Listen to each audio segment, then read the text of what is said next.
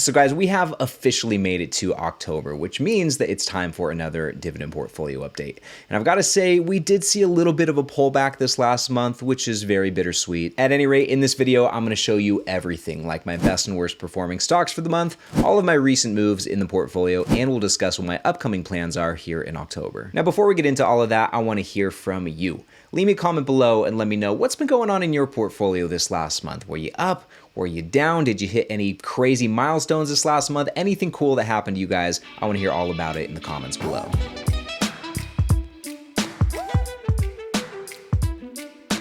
Now, getting into how my portfolio performed this last month over here on my dividend portfolio tracking spreadsheet, which you can start using for free. There is a link to download the spreadsheet in the description of the video. And what we're looking at here is just my main taxable brokerage account over on Charles Schwab. And as we can see, it's sitting at $88,243. And on the income side of things, we actually did hit a little milestone. The projected annual dividend income in this portfolio is officially across the $3,000 mark. That's incredible. And while we're on the subject, looking at the dividend stats in this account, I think these are very well balanced. We're getting a 3.4% starting yield, which is not too shabby. My yield on cost is above 4%, which is great, but that dividend growth rate is really sweet too at 9%, just over 9%. So I think when you put these two together, those are really great dividend stats. But anyway, going back to this account's current value for just a second, this $88,240 is about $700 lower compared to this time last month. So pretty poor month of performance in the taxable account. And if we look at the breakdown for the month over here on Snowball Analytics, we can see that September I was down 1.3% or so in the taxable account, down about $1,400 just looking at the capital gains. We did have a very nice month of dividends actually, $240 just in the taxable. We had another $120 or so over in the Roth IRA, a big payment from SCHD, and combining these two, it was actually my best month of income ever. It was really solid. But still, that leaves me down about 1.3% for the month. And I guess I can't complain too much because this was coming off the heels of August, which was an incredible month. As we can see from the chart, August was my best month over the last year or so. And so even though we did give back some gains this last month, overall, we're still on the up and up. Things are still looking good. Now, if we scroll up just a little bit and compare my portfolio's returns to those of the S&P 500, to the NASDAQ, and to SCHD, not gonna lie, guys, I got crushed this last month. The S&P beat me by almost 4%. The NASDAQ gave me quite the beating and outperformed my taxable account by 6%, so very strong performance there. But we did outperform SCHD by just over 2%, so there is that. And if we look at the year-to-date performance, we're still underperforming the S&P and also the NASDAQ by almost 4% once again, and about 7% respectively here. But we are beating SCHD by almost 9%. And if we look at the chart, really this spread between my portfolio and the indexes came just in the last couple of weeks. It was pretty neck and neck, even going into mid-September, but the departure began right around here, and we can really see the indexes pull away from my portfolio, which while the indexes were still going up just a little bit, we can see my portfolio was going slightly down. So overall, guys, not my best month, and there were really only two stocks in the portfolio that drove a lot of this poor performance, which is what we'll take a look at next. Before we get to that though, I want to take a second and tell you about Public, which is actually the sponsor of today's video. So I just recently moved my Roth IRA over to Public, which is offering a pretty killer deal right now called the IRA Triple Play. For a limited time only, they're offering a 1% match, and now it doesn't just apply to retirement accounts. Any account you transfer to Public, even if it's a brokerage account, is eligible for the 1% match, and you could take advantage of the match three different ways. First, you can contribute to your IRA through Public and get a 1% match without accounting toward your IRS contribution limit. You can also roll over an old 401k and get the match there too. Or if you've got an IRA at another brokerage like I did, you can transfer it over to Public where they'll match 1% of the full balance. My IRA was valued at about $19,000 when I made the transfer, so I got about $190 from the match, which was very cool. And another very cool thing is that Public will even cover your transfer fees, so you don't have to worry about that. Now, the 1% match is just one of the reasons I'm excited to use Public. They've also got some really great tools like the Income Hub here that shows how much income your portfolio is generating over time, which is super helpful if you own dividend stocks or any other income generating assets like I do. And speaking of generating income, I've also moved the cash in my high yield savings account over to Public because their high yield cash account pays 3.8%. And I like that I can automate everything through their investment plans. I can automate recurring deposits, recurring buys, everything so my portfolio can continue to grow without me having to lift a finger. longer. All in all, I think Public has something to offer for every type of investor. The platform is both simple and very powerful to use, and the 1% match is just the icing on the cake. If you've been thinking about rolling over your brokerage account or your IRA or your 401k, or even if you don't have a retirement account and have been thinking about starting one, which every investor should, then now's a great time. Just click the link in the description of the video or in the pinned comment, or just scan this QR code right here to learn more about Public's IRA triple play and take advantage of the 1% match while you still can.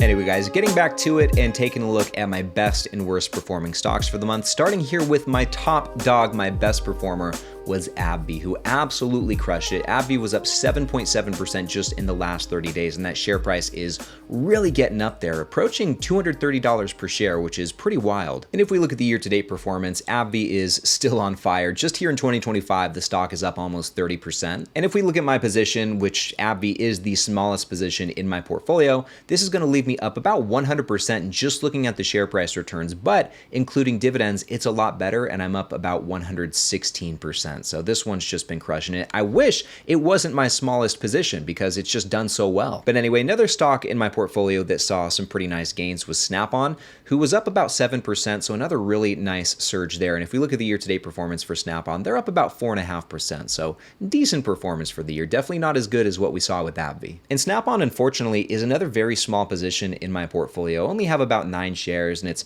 fourth from the bottom here, as we can see, but still, what I do own is on fire. I'm up about 63% just looking at the share price returns, but including dividends on a total return basis, I'm up closer to 75%. But anyway, those two stocks, both AbbVie and Snap-on, were the only ones that saw any notable gains in the portfolio this last month. There were a couple others that did see some gains, but it really wasn't anything to write home about. And now, on the other hand, in terms of the losers that have just been bringing me down, the worst perpetrator this last month was Blue Owl Capital Corporation. They saw a crazy drop. The stock was down 10.5%, which is going to leave them down 11.3% so far year to date. And with this pretty substantial share price drop, I did start buying a little bit more Blue Owl again. I just picked up one tranche like the other day, and I'll talk more about that in just a moment. But then the other stock in my portfolio that just took a crazy beating was Zoetis. The stock was down about 5% in the last month. Right now it's sitting in the mid 140s, but there was a brief blip in time where we did see Zoetis get down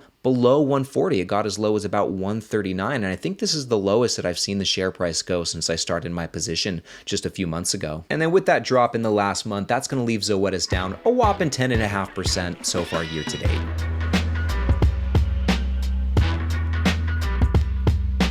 Alright guys, now getting into all of my buys for the month, the only stock that I really added to this last month was Blue Owl Capital Corporation. Like I said a moment ago, I did start buying a little bit again.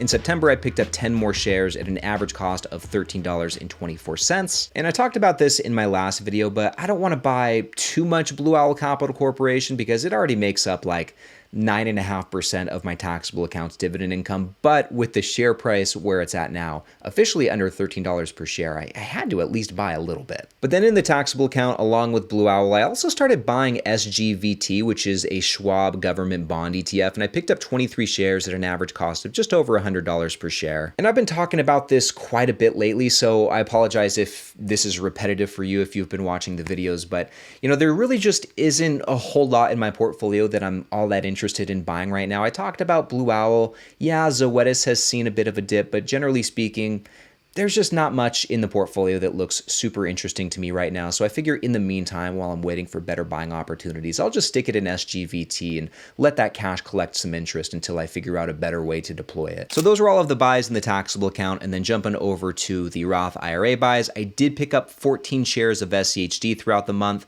with my weekly dollar cost averaging and also the dividend reinvestment. Once again, picked up 14 shares at an average cost of $27.32, which if we look at my position over here on Public is going to leave me with 472 shares of SCHD, which means that we are less than 30 shares away from hitting the goal of 500 shares by the end of the year. I think we can do it. We've got another really big dividend payment from SCHD coming in December, and then with the weekly contributions continuing just to chip away at those shares, I think we'll just be able to do it. But then in addition to SCHD, I also dollar cost average into VOO, the Vanguard S&P 500 ETF, and throughout the month added 0.4 shares to my position. And so overall, guys, I would say it was a pretty light month of buying, and as much of a bummer as it is to see my portfolio value going down, I actually would be okay with it going down a little bit more so I can start putting some more of this cash, that SGVT money, to work. If I had my druthers, I would love to see Visa come down from 340 where it's at now to like a little bit closer to 300 bucks per share. That's kind of around where I'd like to start buying it again.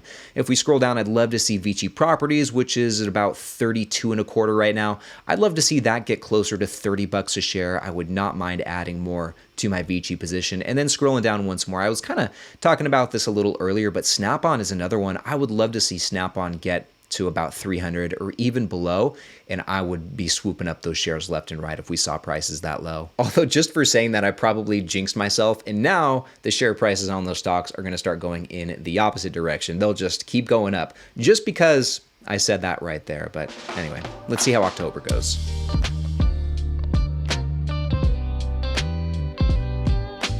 Now moving on, taking a closer look at my Roth IRA over here on Public, as we can see, it is sitting at $21,534. And it's pretty break even in the last month. It's only down 0.05%, which is really nothing at all. We're down 10 bucks. So it definitely could be worse, and this seems to have outperformed the taxable account in the last 30 days. But anyway, if we take my main taxable account, which is valued at $88,243, and add that to this Roth IRA at $21,534, that's going to bring my combined portfolio value between these two accounts to $109,777 and my annual dividend income to $3,590, which if we look at the projected annual income compared to this time last month, we added about 33 bucks to this number in the last month, so a nice little gain there. And if we look at the income gain on a year-to-date basis, we started out 2025 with a projected annual income of $3,064, so we have added $526 so far in 2025. That's not too shabby. And since we are only $10 away from hitting $3,600 of projected annual income, October will be the month for sure where we officially hit it. And as you guys know, that's been my goal. By the end of 2025, I wanted to be at $300 per month on average, which is what $3,600 per year works out to. And so considering where we're at now, we are a couple months ahead of schedule. I like that. If we can really push it, and if I can figure out how to deploy that money that's currently sitting in SGVT, I think we could possibly, at this rate, finish out the year at maybe like $3,700, possibly even $3,750 of projected annual income. I don't think that's too outlandish, but let's see how things go. We still have a lot of year left.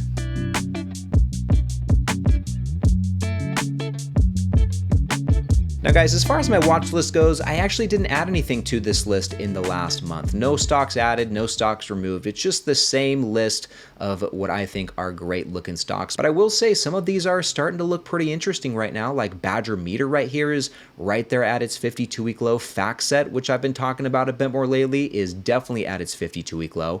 Looking really good, and it's quite a bit below my price target right here. If we scroll down a little bit more, Old Dominion's also looking great, heading to the low 130s. Scrolling down even more, we can see Verisk is looking pretty interesting right now, pretty close to its 52-week low. WD-40, about the same. And Watsco, especially Watsco, I think this is looking like a really interesting buy right now. And Watsco is actually my top dividend stock to buy in October. And in this next video right over here, I'm telling you more about why that is. And I'm also telling you about two other killer dividend stocks that also look like great buys right now. So click right over here to check those out, and I'll see you in the next one.